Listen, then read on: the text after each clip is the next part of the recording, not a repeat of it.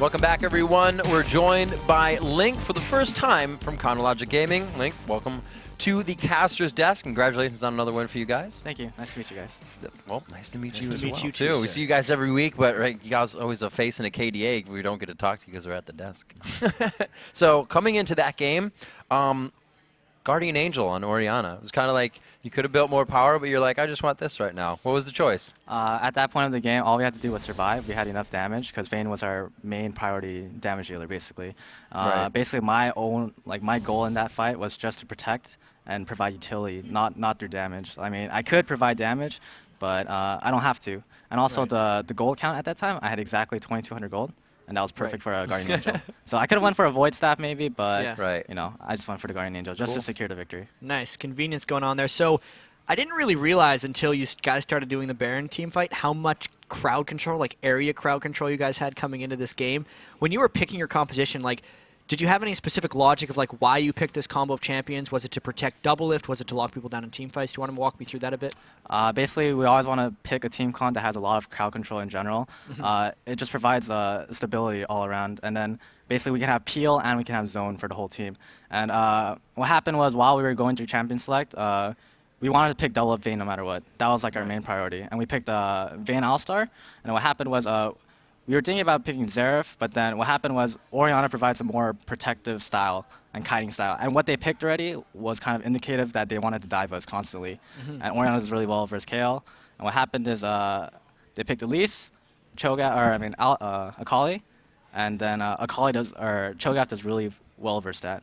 So basically those two crowd controls from Cho'Gath just swung everything just by what he provides in general. Awesome stuff. So just going back a little bit into the season, you're a fairly new addition to Chronologic Gaming considering how long they've been around, right? Like your first week when you guys beat TSM, you were playing awesome that week, right? But then you had, I think it's fair to say, a bit of inconsistent play. You had that one kind of poor game on Anivia. What are you doing to stabilize your play and make yourself consistent standing member of CLG? Basically, we're playing as much as possible in general. Me and Chaucer still have a lot of synergy to form just by us. Also, me and Dellift and Afro, we have to work together as the back line. And also, we have to work as the back line together with the front line because you can see in our game versus Dignitas, our front line would all go in and nobody would protect Doublelift. And that was one of the main reasons. But in this week, what we've pretty much focused on was completely just team fighting constantly and communicating as much as possible so we can just synergize together. So coming in, having a little bit of professional experience before this with online tournaments and whatnot, definitely being very well known as Link, coming into the League of Legends community, what was it like for you to switch into the Chronologic Gaming regimen of training and daily exercises and now coming into Super Week? What was it? Was it different for you? Is it grueling? Is it a hard train week or just what you needed? It was completely different because on CLG Black, my former team, we basically never practiced. We never practiced, literally. We would just go into the games, and we would have like team comps planned out, but we never had practice with them. But what happened was we had so many picks that we had so many heroes we can pick that it made us versatile, so they couldn't ever ban us out or predict what we would pick. And basically we would just counter the lanes, and we would just go in and beat them through sheer power. But what happened is on CLG, it's completely different because we're practicing every day. So now it's also different because the level of play we're playing at is different. Yeah. Everything matters, Every match is different from a scrim. So just the mindset going into it has just to the be at mindset that next going. level. Yes, it's the next level, and there's a lot of pressure on me because I know everyone's looking out for me, So I'm doing my best to perform well, and I want to carry the team, Right. I want to do it, yeah. So, and this is something we hear about kind of all the time is the pro players having so much pressure, and I understand that it's like definitely higher for you. You did essentially kind of replace Big Fat LP on the team who had been on CLG forever. You're one of the newer members of CLG. CLG in particular has so many fans and also haters that like every move you guys do is totally dissected. Like, what do you do specifically to calm yourself before these games? Like, how do you deal with the pressure and just play normally? I just kind of go into like this Zen state, and then I just like talk with my teammates. Literally, we always like make jokes before we go into the game, and then that itself, it just calms your nerves. And then we go in with a specific like goal, and that itself, it lowers the pressure because you know exactly what you want to do or exactly know how to react. By doing that, that basically lets you play better in general. Right on. So coming into the role as an AP mid for a CLG, or just a mid rather, since AD Cassies are still there, do you find that you had to change anything specifically that you liked to do before that the team doesn't want you to do now, or doesn't meld as much with the group, like as in not being as aggressive or being more aggressive? Did they ask anything of you? Back on CLG Black, I used to be really passive. Well, it depended on the game, but in general, I was more passive. Going on to CLG, I knew I wanted to take a more aggressive role and roam more. But in these games, it's a lot different because you can't exactly just roam, just like that. It's really hard. Yeah. Right. So I'm still learning and developing my sort of style right now. Okay. But in a sense, I would say it's more aggressive right now. Right. And with your just team style, and I don't want you to give anything away in this, but at least today, the pre-4-minute turret deaths have been kind of everywhere. Why have you guys started adopting that strategy? Because it seems like everyone's just doing it this week in particular. Basically, we think we have a better game sense in general. We know exactly when to go to an objective and take it for free and when to not go to it. So basically, we're controlling all of the waves. So it's perfectly, if they're defending a tower, they're going to lose something top or bottom. If we're pushing down mid, we're going to be tooling them around, so they're going to be losing something top and bottom. It's basically, it's just a game of just moving around constantly and making them react. And by doing this, what happens is we take control of their jungle, and we take control of their objectives and their buffs, and basically this whole process snowballs. Right. One thing we had in problem was grouping together. So basically this whole past month, we've done nothing but just practice grouping. Wow. And today's game kind of showed pretty much Delvev came mid at like level 5, and I was amazed, and I was so proud. And we took a mid tower. We took a mid tower, and we were up a mid tower, and then we kind of played some team fights badly. But basically, the whole game was kind of in our control. We took every dragon, and then that basically snowballed our goal lead. Awesome stuff. Thanks so much. Indeed. I'm sure the fans are happy to hear the hard work is paid off, and they get to see it as well. Good luck in the rest of Super Wednesday.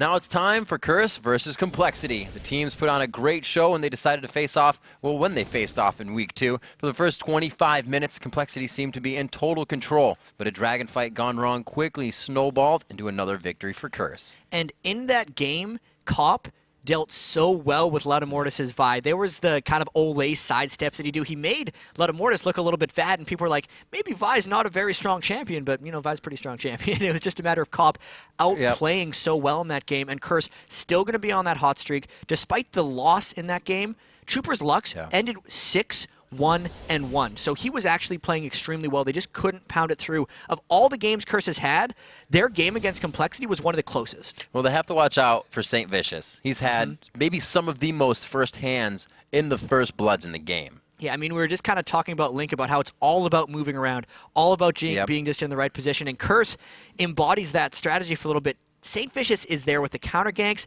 If he's not, he's making sure to get really farmed. He is initiating the right team fights from the right angle. And earlier today, when CRS beat Marn and Complexity lost to TSM, but especially in the CRS game, it was a lot of just positional tactical battles that these top teams have been outplaying in. Yeah, it really has. But let's get into the lineups. On the blue side, it's going to be CRS. Good matchup for today.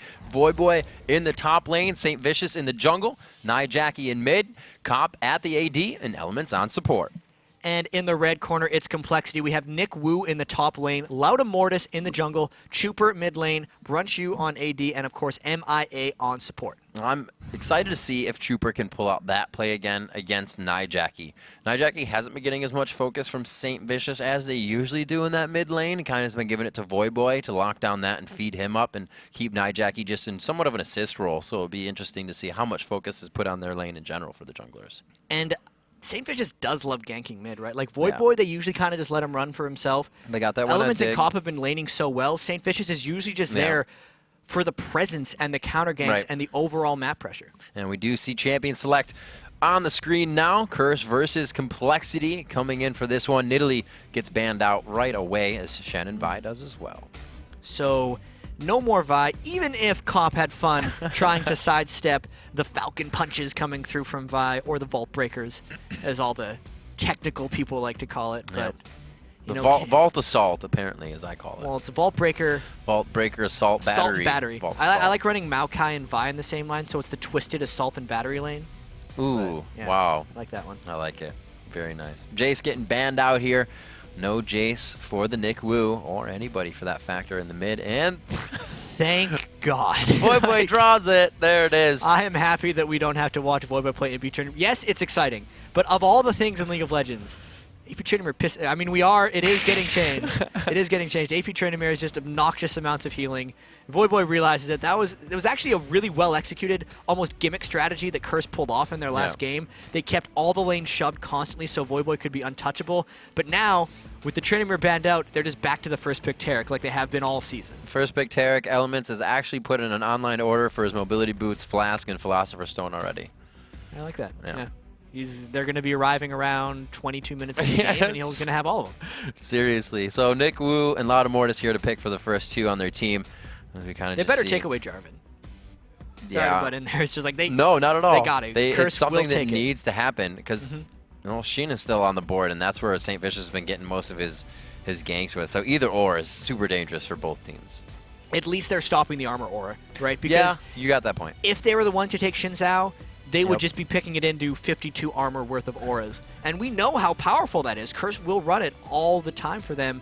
Curse with a chance to go, I think, 8-0 if they win this one. So it's like, you better be disrupting their style at some point, and it looks like Complexity is trying. It's like, how do you throw Curse out of their comfort zone when nobody's been able to do so? Last seconds on the clock, and we do see Thresh coming in for the second time here in the LCS.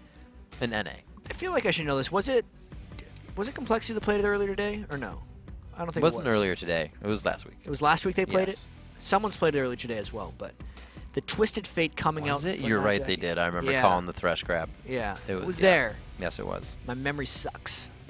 But yeah, Twisted Fate, Nijaki, lane presence, lane pushing. I mean, it's such a cool thing now with Voyboy being on Curse, how they've molded the rest of their team and almost their picks every game into fitting into Voyboy. Like, Nijaki will always pick something with a lot of presence. And if he doesn't, then St. Vicious will make sure to help Jackie out just so Voyboy can do his thing in the top lane. Yeah, like we said, Nijaki may take that assist role within these games coming up here and just let everybody else wreak havoc. We'll have to see if that is the case. Trooper looking at a Rise pickup as the Sejuani is hovered on and quickly changes to a Rat. Yeah. Lotta Mortis was like the only guy to ever play Sejuani, and he's actually really good Scar at it. mid, man. He's actually really, really good at it. And Scar does not admit a few times, but Lotta Mortis, I think he was hoping Kobe24 was casting because he went up to him and be like, I'm going to bring back Sejuani, man. Bring it back, Sejuani. Yeah. But Twitch and Rise is actually really good for Complexity. That gives them the late game presence that they've been lacking in their last game against Curse when they got the early lead and then kind of threw it away in team fights. That's not going to be as easy to do with a strong composition like that. So we're looking at a lot of lockdown here from Complexity. They want the fight to go in their favor right off the bat. Ooh, trolling Kobe. I'm sure he's dancing in his pants wherever he's watching right now in the studio. It's like, no, I'm not going to see it, man. We need it's kind of like you can call it's a fake at 20 if it's 20 seconds left. Like, stop it. But Cop, Cop going back to the favorite of his AD carries. It was Cop. You know, it's Cop and Ezreal. It was MF and Ezreal all throughout the qualifiers. It really hasn't changed, and we're not really going to expect for him to pick anything different until somebody bans out both of those. Cop plays favorites. Yeah. You know, he really likes Misfortune. He's going to keep playing Misfortune. Cops play favorites all the time. Cops do that.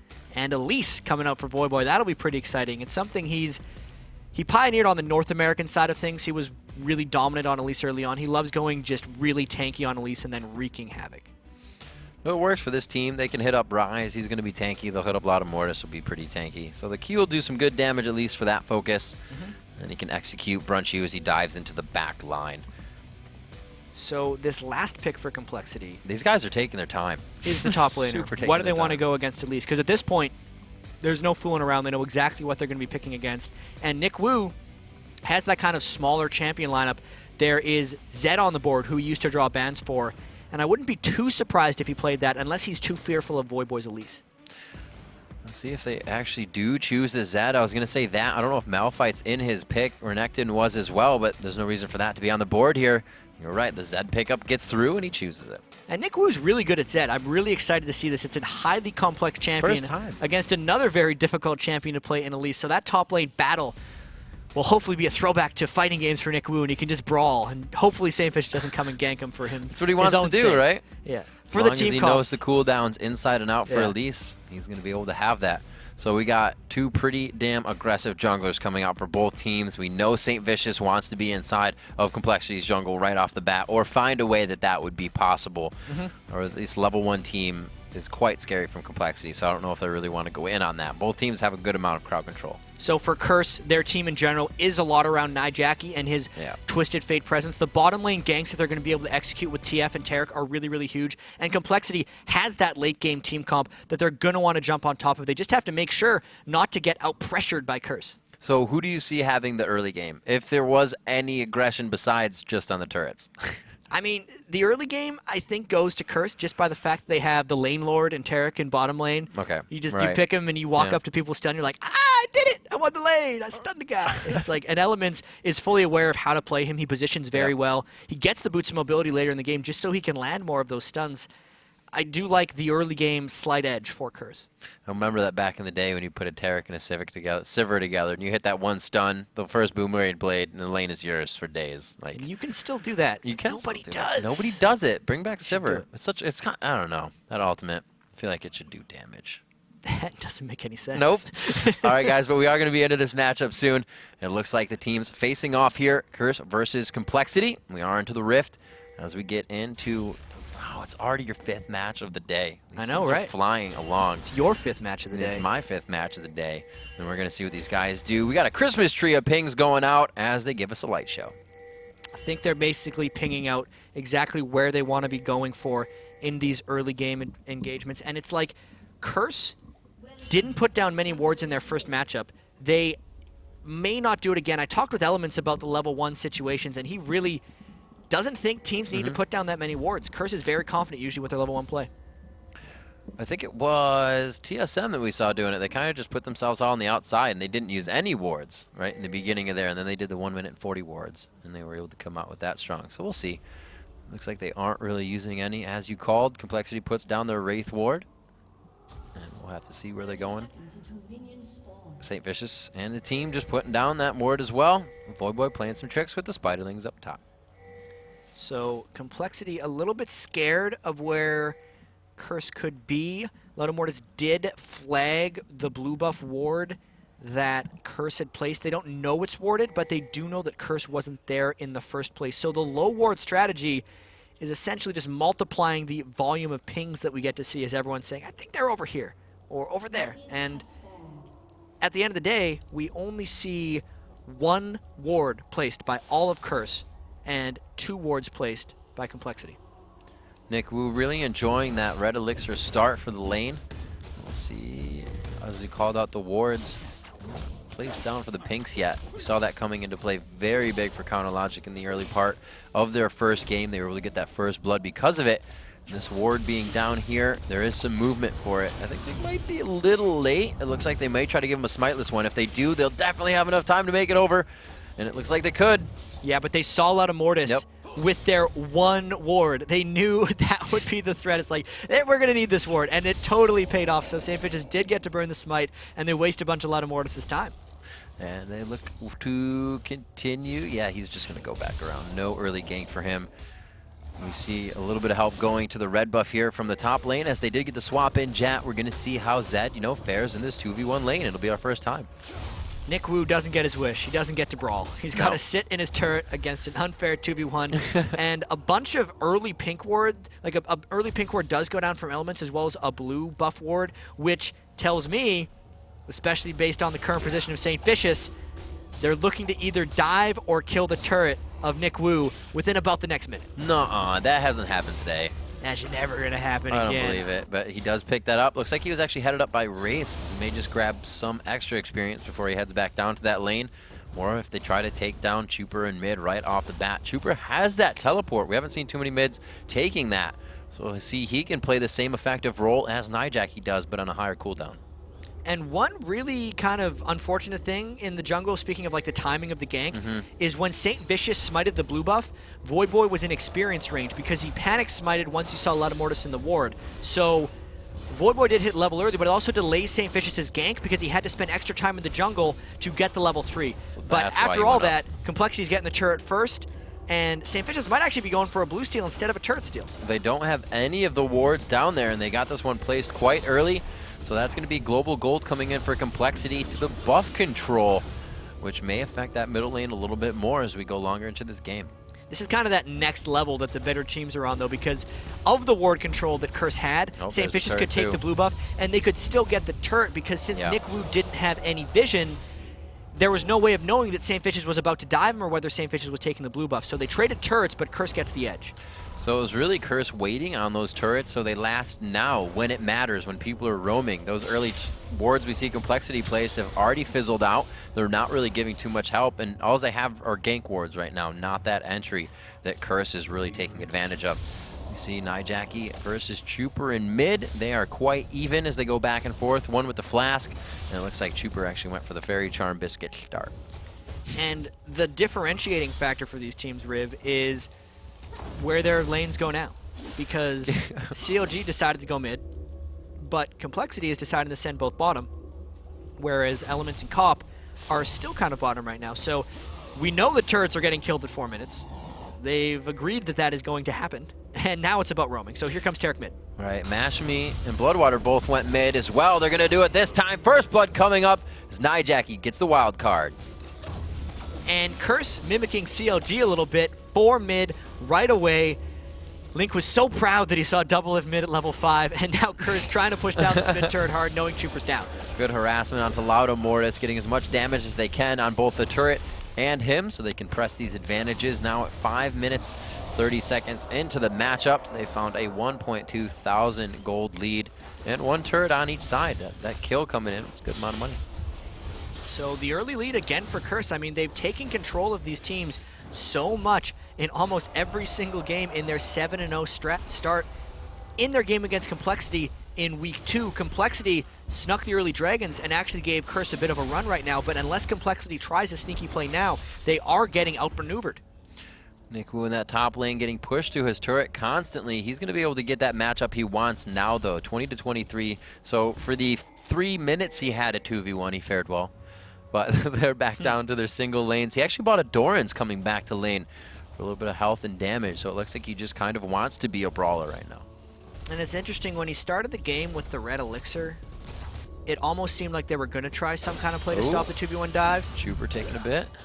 As Chuper just gets a little harassed. But Nick Wu up top finally feels like he has his dream of brawling, that they've equalized. And the advantage here for Nick Wu as well is that Voyboy has no turret backing.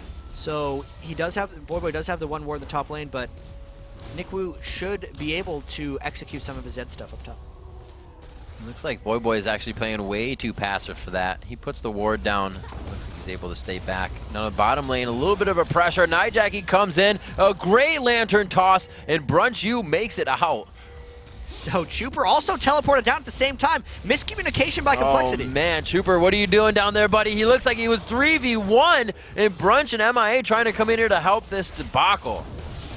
It's just going to keep going. Here comes Jarvan. Oh my gosh, the cleanse on the other side. Oh, he gets actually pulled back, but they get the crowd control and the damage necessary. It's going to be a back here again comes now. Nijaki onto Brunch. Saint coming from the outside. He gets knocked up, but it's not going to be enough. The flash, while the slow was still on, didn't really give him a gap, and it looks like they come up with kill after kill. 2 for 2 overall.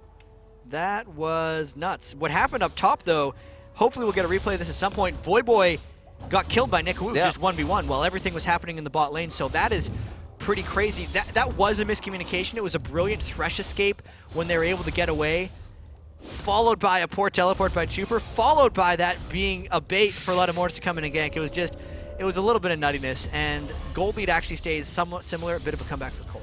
It's one of those things where you think you know what's going to happen, and then it just turns into a choose-your-own-adventure, and you have no idea. 8 minutes on this one, 3-2, as it's only still 1.2K in the lead after all of that. Looks like they traded evenly. Destiny about to come back up for Nijaki, and they'll still try to reproduce some more ganks. And we do have a replay of that top kill. So we know that Zed has amazing level 6 burst, and Voyboy just kind of stuck around. He got ignited, he tried to brawl him, and Nick Wu just took him down. Flash, how does he do this? Nice play. Being a ninja, man. He's going to get him eventually. He's going to chase it out. He's going to get him eventually. Walk it out, talk it out. I think he's going to eat him. Just couldn't make it work. Sometimes that has to happen. Show him who's boss. Back to Nijaki in mid, graciously farming in his habitat, and down to Cop in lane. So we see these CS still hasn't been in any game too huge. 55 to 49 in the AD carry lane, 54 to 51 in the AP mid lane, or mid lane rather, and 41 to 43 in the top lane. It all comes down to once we break out of these lanes now, really. And the nice thing is that Complexity might get a dragon again. They got the first 2 dragons in their first matchup during week 2, and it doesn't look like Curse was in position to take this one, so trying to sneak a little bit of a comeback, and we know how strong Complexity's team fight is going to be with Twitch sitting in the back, especially with how Rise scales on mid lane as well.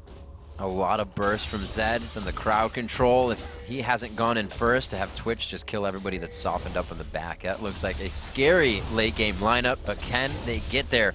Curse is trying to put the stranglehold on right now. Just those turrets on the top and bottom have been dropped in an overall slowdown from the games we've seen so far. Usually it was that second tier turret, and the teams would kind of back off until the fight phase. Right now, it seems like they're trying to gather here at about 10 minutes into the game. Brunchu pushing that bottom out, trying to expunge and clear that wave as fast as possible to get there with his team in mid. And now we also just see, after they got the Dragon Riv, looks like Curse is just trying to roll in through the back of it. So blue buff control, pressure control for Curse. Yeah. Everything that can plus those advantages. Nijaki with a good dodge there. Actually throws on his own barrier for the quick initial part of that engagement. MIA goes down very fast as Saint puts himself in the fight. He knocks up Chuper, and he throws off a lot of the crowd control that Complexity has here. Chuper's out of mana. One last hit. A double kill for Saint as he comes up big there. Elements wants this one. Throws down the last bit to Dazzle, but not before. Yes, the shot came off. We've seen it so often these past few days. How unfortunate there for Lotta Mortis. The auto attack projectile followed him through the wall. That was a great fight for Curse. They just caught them out in the right position. Jackie came in with that TF ultimate, really kind of caught them off guard, and they just focused down the primary damage dealers at the right moments. And now Complexity looks to branch off and back with what they have right now. Hopefully good money in their pockets to get some of these items. Looks like the Brutalizer coming out for Nick Wu on Zed, and a few of those vision wards as well, again from the top laner. And, you know, not many wards. Overall, yeah. That's a lie. I think there's a lot of wards. I'm just looking at the map now. It's just like, I don't see many wards in people's inventories, but there's a lot of wards on the map. There's 4 wards for Curse to 4 wards for Complexity, so there's a lot of wards on the map. Right now, at this point in the game, 11 minutes in, Cop is 1,000 gold just about over Brunchu. You can see that with the BF sword as well. Is actually going for the damage of what would be a scepter, but he decided to go for just the damage of the sword since he has that sustain from elements. And I really like it when AD carries can get away with this. You dump 800 gold into that Vamp Scepter, and it gives you 10 AD plus a bit of lifesteal, but Cop will get to his big items so much faster than Brunchu, and since there hasn't really been a laning phase for these guys where they've had to trade against each other, there was never a reason for Cop to pick up the lifesteal sustain because he's just never getting harassed. So smart item choices by Cop, really brute forcing his way into some big items. We see as well Seeker's Arm Guard coming out for TF. Also might try for that Lich Bane that we've been seeing Twisted Fates go for, so they can be that menacing tower crusher as well towards that late part of the game if the team can get the advantage to do so. St. Vicious, after picking up those kills, looks like he does decide to finish the Wriggles this game, going for the Locket next. Saint praising the Locket ever since that change. And he's praising the Wriggles too. Most Xin Zhao's start with a Razor and then rely on the lifesteal from the W. Right. But St. Vicious pretty much always completes to a Wriggles and will just live off that ward and the sustained lifesteals. We see a big tower dive from Curse. The ultimate thrown down there actually from Rise, and they were able to go off of that knowing the damage burst wouldn't be there. Cop picks up a kill. So the tower diving continues for Curse. They seem to execute that so well. Elements leading the charge, right? The Philosopher's Stone, he's going to get the boots mobility coming up pretty soon, and they're going to continue to try to do this to Complexity. MIA trying to help Chuper in mid here. I feel like the use of that ultimate kind of solidified Lotta Mortis' death because they weren't afraid of that damage to come out. The teleport's still up for Chuper, so they can try something crazy here if they can. Focus a lane at least. Who would it be? You do have Saint. They can find him out. They get the bounty there. You got some kills on Cop, but these guys are playing safe. And it's going to be pretty hard for Complexity to find the targets to focus just because of the way that Curse is building. For instance, Nick Wu is on the Zed where he's want to try to find his assassination targets, but Boy and Nijaki, their 2 AP champions, have rushed that Seeker's Arm Guard, so the armor's there, which means Nick Wu will not be doing nearly as much damage with that Brutalizer, and then when they get all the way back to COP, he's going to be sitting right next to Elements, who's supplying him with what will be a 30 armor aura once Elements gets his 5th point into Shatter. So it is difficult for Complexity to find the right targets because, again, Curse is building smart, and they're playing smart. I just have a double Seeker's arm guard coming out. Yeah, both of them. They don't want Nick Wu to kill anybody. Nobody's going to die. Close to 100 CS for 3 members coming up here on Curse. And again, Complexity trying to keep that gap close as they are right on the heels there, except for that 1-0 and 5. Nijaki in mid getting himself the assists that we said he was going to turn into the assist master this game to the 0-3 and 1, and that's 1,000 gold right now as well. We'll see the 80 carries at 1,100 gold in mids at 1,000 gold difference. So it's the accumulated advantage there. Wow. Some of that comes from TF right now, right? They have about close to 400 CS, so that's about 800 gold, but Laudamortis getting picked on again. There he goes. They could find the damage here that they need. MIA standing on the outside. He wants to help so much, and it looks like he actually put coL, MIA, in a bad position. Laudamortis gets out, but no, he throws down the ultimate, and they make it out safely. This time, Laudamortis could escape, and the box from MIA really shut that one down. The 99% slow that Thresh can throw down on that.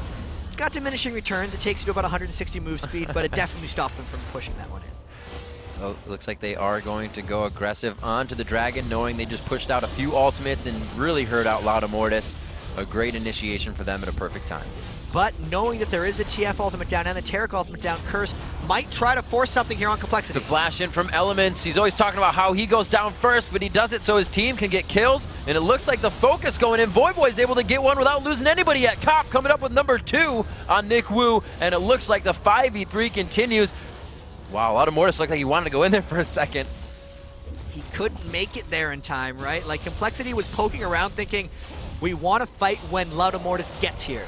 But Curse realized what they're doing, and wow, max range hook on a Saint! Saint could be hit up here for a bit of damage, but he's trading back more than he's taking. The exhaust goes down, the tick from Twitch is on. Will it be enough from the passive burn? No, he's gonna steal the health back from his hits. The triple kill coming in for Cop, and they should not have extended that fight. And that was just landing the max range hook, baiting them into a fight. Curse again turned it around on them, and they keep getting their advantages bigger and bigger.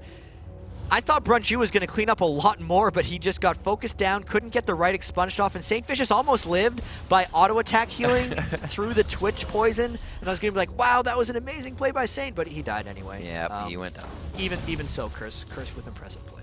Still, they put themselves up now 6,000 gold, the quickest definitive lead we've seen 16 minutes into the game here. 12-3, our 5th match of the day. We're seeing Curse once again try to go undefeated. They've done it once so far today at 7-0 now. Can they be 8-0 at the end of this matchup? Complexity looks to tarnish that record, however. They still have the chance to do so.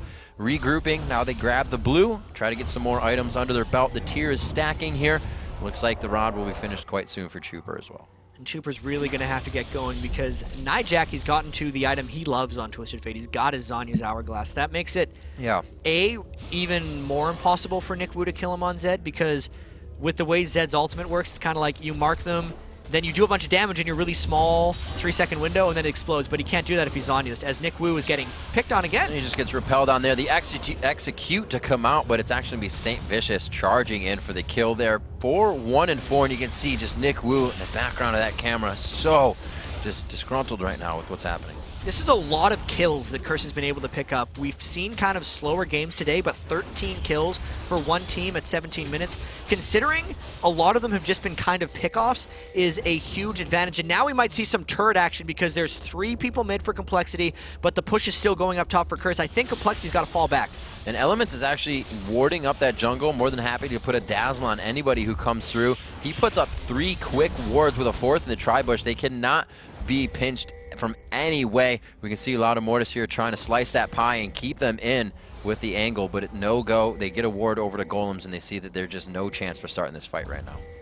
But the pings keep going down. Wow. Voyboy really trying to pick some action. That cocoon onto MIA and a few shots. Cop shot at once and his health disappeared. Laudamortis coming in and going down as well. Another double kill coming up for St. Vicious, and he is playing absolutely out of his mind now, at least last hitting champions. 6-1-4. There's more kills and assists on Cop and Elements, but St. Vicious really cleaning up. He is at the right place in the right time. Yeah, for sure. Jin Zhao may not have the most minion kills. but he's got the second most champion kills, so he's almost He does. That first shot that coP had onto MIA was absolutely melting, and there was just no chance for him after that. Now that he's so big, he is actually 3,000 gold ahead of Brunchy right now in the AD carry position. 2,000 gold for your mids, and it's going to be the tops even at 5-5. So Nick Woo's still playing well for himself. He has kept himself in line with Voyboy, but it's not enough just by himself. His Zed's actually been pretty good. Yeah, You're for absolutely sure. right about that. But the team fights have just not been there, as St. Vicious has been running in at the end of them, either initiating or cleaning them up. And now he's got, triple longsword, which is a good start on something else. He was actually complaining to me earlier. It's like, junglers always have the worst KDA. And I was like, well, yeah, because you have to initiate and usually die. He's like, fix it. It's like, I can't. Fix it yourself. Looks like he took things into his own hands here. Yeah. Saint, please. 20 minutes into this one, 15-3 as Curse again taking it very slow and cautious as they come into a possible undefeated win, keep their record going. Like we said though, Complexity is not out of this one yet, and they're still coming back. 3-1 on the turrets. The map control is still there to be had. Curse is kind of finding these fights out in the open. It really hasn't been anything crazy that took down 1 or 2 turrets or a dragon that was taken. These guys are kind of meeting and then nothing's happening. It's getting close to being out of control for Complexity, right? Right, Like it's close though, yep. You can only play this for so long. They've lost almost all of the control of the map because they're continually getting picked off, and I don't think they're confident in any of their teamfight plays. They're kind of just hoping that Curse makes a mistake in diving them, but all of Curse's dives have been extremely well executed, and now that they have Ryze in the bottom lane with the teleport, this would be a small window if Curse would like really hardly dive and then Chuper could teleport in, something might happen, but Complexity is going to have a real hard issue initiating into Curse. Ryze tried to come in. Chuper is still on the backside though. They went on that Golem ward, but they were able to see it, and it's not really going to give them the initiation that they wanted. So if they see him apart, actually coP's in the bottom lane right now, and they're still backing off of this one. They land the death sentence, so they're going to go. Voyboy gets repelled up. That's the thing about this team. You find somebody, and it's either Saint that wants to dive in or Voyboy that's going to jump away. Nijacki, a great ult there, or a great dazzle there, I should say, as they come in, stopping up Lauda Mortis. It looks like they're going to go on and initiate this fight fully. Nick Woo's in the back in the 3v1. The Zonius goes down, and he can't find the kill that he wants. And it looks like Lauda Mortis tries his hand at the 3v1. He could go down as well. Nijacki gets out, but so does he. Voyboy flashes over the wall to finish off the double kill. And it looks like the Volatile Spider will allow him to know it's not safe to go back in. Nijacki with some amazing baits on Twisted Fate, popping the Zonias just as Zed jumped into them, and then I think everybody forgot that he had barrier because they all dove in to try to finish him off, and he just popped the barrier to finish off the kill. All the while, that was a 4v5, so coP was split pushing the bottom lane. That was great for Curse. Scary damage, not in the fight, and you still get to win it. Complexity rather has to reconsider how they engage in these ones, and really that teleport was seen when they came out. That fight was telegraphed for a good 5 seconds for Curse to reinitiate. Complexity was really pressing to know they had to do something. Yeah. Once they committed with the teleport from Chuper, they were just like, if we don't fight soon, coP's going to kill our inhibitor, so we have to fight. We know we're down. We know we have a numbers advantage. Let's go. And Curse was like, all right, let's do it. And they fought them out. They won the fight 2-1, and they have an even bigger lead now. So we see home guard boots being picked up onto Voyboy. It looks like these guys want to get back out of the base and into lane as soon as possible to keep the advantage once again in their favor. The Lich Bane almost being finished up here onto Nijacki. 1-0-9. Great KDAs coming out from Curse this game. 0-0-13 on Elements this time. But on the other side, we have 0-4-2 coming from Chuper in mid. Chuper had a great game. You know, when Complexity came up with their win, he was doing very well. Hopefully we can see that come out into fruition for the late game, and these guys, as they get a few more core items in, it's just getting harder for them, though, as they get later. And Chuper had a great game the first time they played Curse, but this has not been his day. I think they tried to take Ryze away from Nijacki, and again, they're just kind of trying to hold these outer turrets, but Curse is so much stronger right now with their kind of just awesome KDAs, as well as Lauda Mortis gets initiated on. He is the one they've really been picking on a lot. They find Lauda Mortis, they find that key player, and they start to break him down. They have to be careful that they keep that calling and that captain structure they have in him, and he's still talking to the team. That's something that can really burden a team, is that everybody kind of shuts down when this kind of thing happens. and it's one of those things they're not really sure what to do. There's not too much talking going on.